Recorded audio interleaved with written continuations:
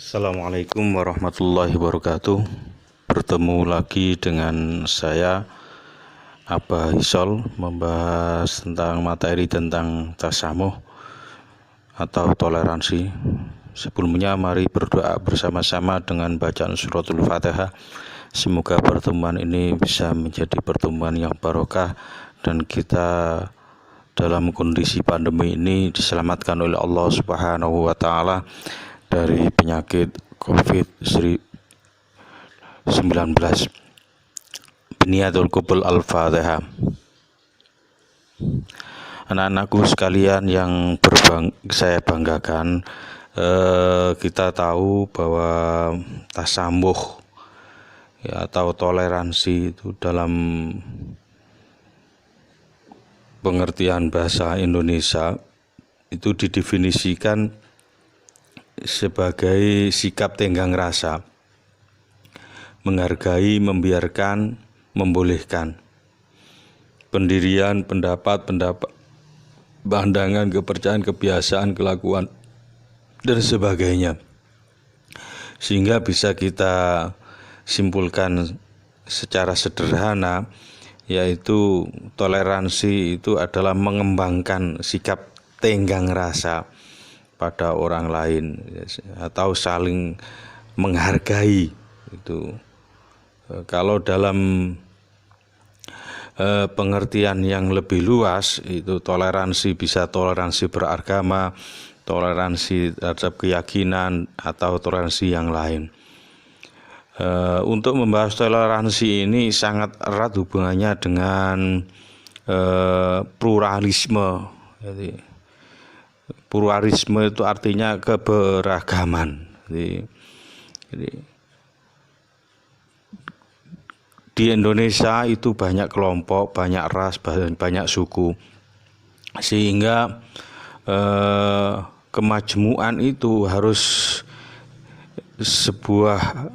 dianggap sebuah potensi, bukan potensi konflik, akan tapi potensi untuk menyatukan dalam rangkaian Bhinneka Tunggal Ika, berbeda-beda suku akan tetapi tetap dalam rangkaian NKRI.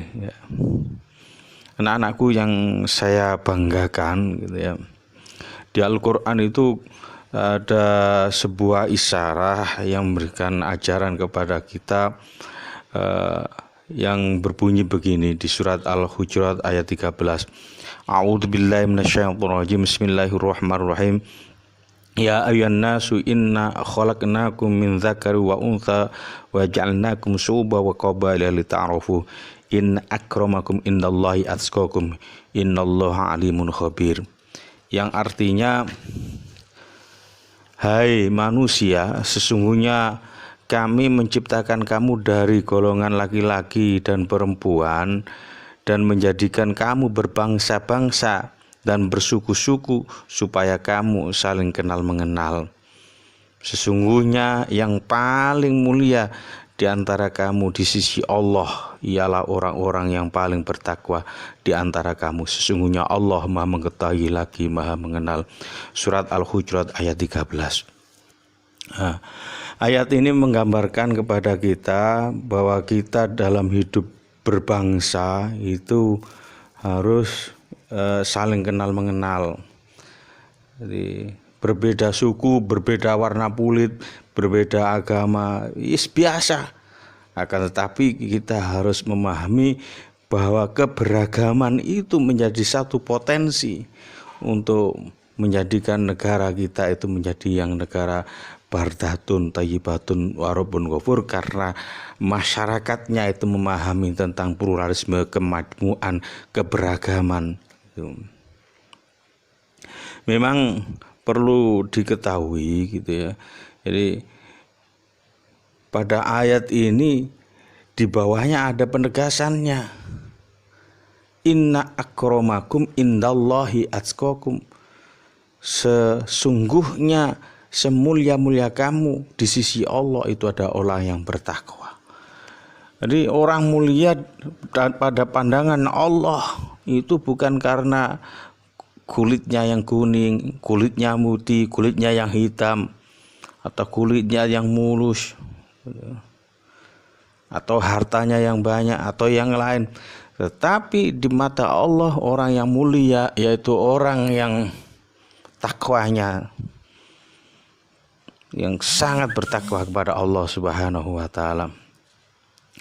Dalam tafsir Jalalain disebutkan bahwa takwa itu imtithalul awamir wa ijtinabun nawahi, menjalankan apa yang diperintah oleh Allah dan menjauhi semua larangannya. Itu takwa.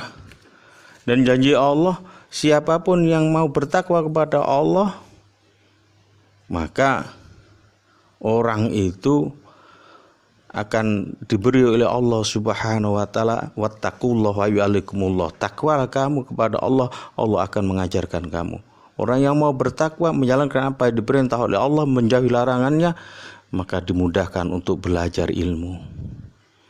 Karena ilmu adalah cahaya, berarti di saat kita itu bisa melaksanakan takwa kepada Allah, maka ilmu itu mudah untuk masuk ke sanubari kita. Kemudian yang kedua, manfaat dari takwa juga disebutkan wa may yattaqillaha yaj'al lahu makhraja wa yarzuqhu min haitsu la yahtasib.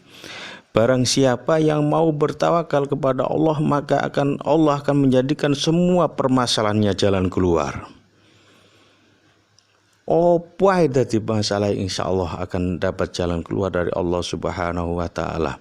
Karena dia mau melaksanakan apa yang diperintah oleh Allah dan menjauhi semua larangannya.